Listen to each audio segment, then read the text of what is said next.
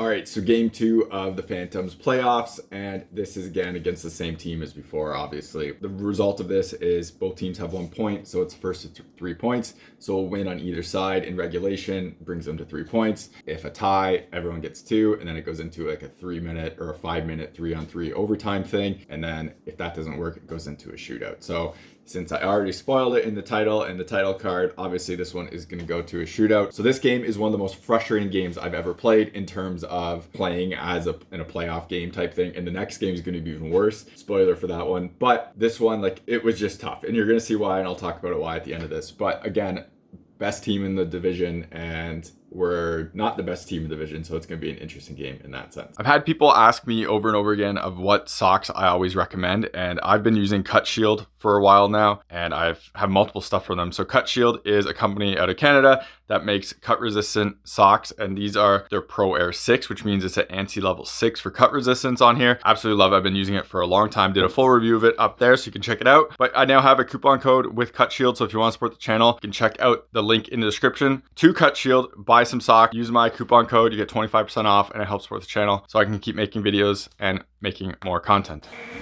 Y'all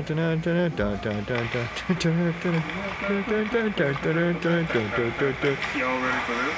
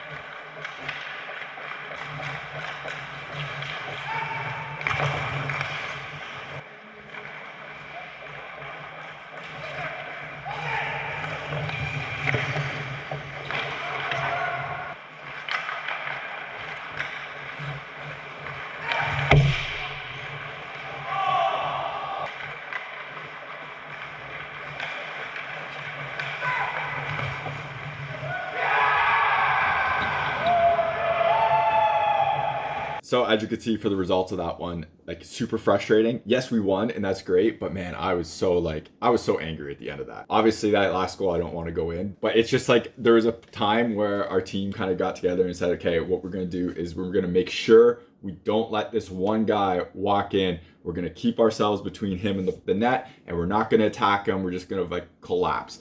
And they did the exact opposite of that, and there you see the end result. So for this game though, I thought I still played very good. I was very outshot, and the team battled pretty well as well, but I still think I played pretty good. And overall, like, I'm not upset about a lot here. My team was complaining that this is not the roster this team had in the regular season. They were the best team in the division in the regular season. The one guy who got all the points, I haven't seen him before, but I only played against him twice. So I can't say anything, and I don't actually think they stacked their team. I think this was just their team, to be honest. And it's not like this guy's like an ex-pro somewhere, so it's not really that big of a deal. But anyways, going into the goals themselves, the first goal is this guy who scores everything, and he just totally dekes me out with a decent move. Every time I feel like he had the puck, my brain just went like, I don't know how to play hockey anymore. And this was a case where he just totally dekes me out, and I'm just totally lost on here.